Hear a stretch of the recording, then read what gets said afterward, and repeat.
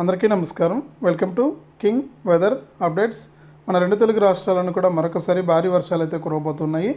ఇక ఇప్పటికే మనకు తేలికపాటి నుంచి మోస్తరు వర్షాలు కురుస్తున్నటువంటి నేపథ్యంలో మరొకసారి ఇప్పుడు భారీ వర్షాలు కురుస్తాయని వాతావరణ శాఖ అయితే అప్డేట్ అయితే తీసుకొచ్చింది.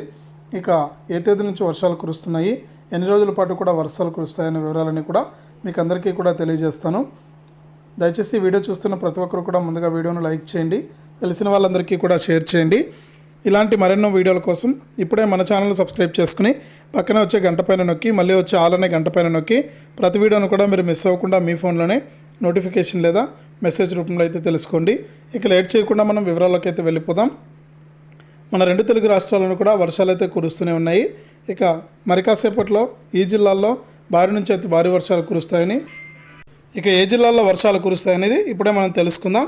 ముఖ్యంగా చూసుకుంటే రాష్ట్రంలో శ్రీకాకుళం, విజయనగరం, పార్వతీపురం మన్యం, అల్లూరి సీతారామరాజు, కర్నూలు, నంద్యాల, అనంతపురం, సత్యసాయి, అన్నమయ్య, తిరుపతి జిల్లాల్లో తేలికపాటి నుంచి మోస్తరు వర్షాలు కురుస్తాయని విపత్తుల నిర్వహణ సంస్థ అయితే తెలిపింది.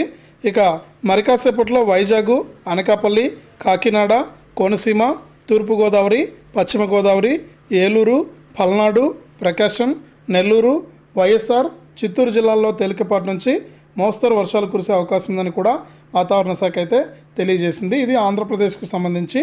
ఇక తెలంగాణ విషయానికి వస్తే హైదరాబాద్ నగరంలో కాసేపట్లో వర్షం కురిసే అవకాశం ఉందని వాతావరణ నిపుణులు అంచనా వేశారు. కూకట్పల్లి, నిజాంపేట, మియాపూరు, జీడిమెట్ల, లింగంపల్లి, కొండాపూరు, ఆల్వాల్ ప్రాంతాల్లో వర్షాలు కురిసే అవకాశం ఉందని అప్డేట్ అయితే తీసుకొచ్చారు. ఇప్పటికే మనకు పలు జిల్లాల్లో వర్షాలు అయితే కురుస్తున్నాయి. ఇక ఈ విధంగా రెండు తెలుగు రాష్ట్రాలను కూడా తేలికపాటి నుంచి మోస్తరు వర్షాలు, భారీ వర్షాలు కురిసే అవకాశం ఉందని వాతావరణ శాఖ అయితే ప్రకటించింది. ఇదే అప్డేటు. వీడియోను లైక్ చేయండి, షేర్ చేయండి. మన ఛానల్ని ఇప్పుడే సబ్స్క్రైబ్ చేసుకుని పక్కన వచ్చే గంట పైన కూడా నొక్కండి.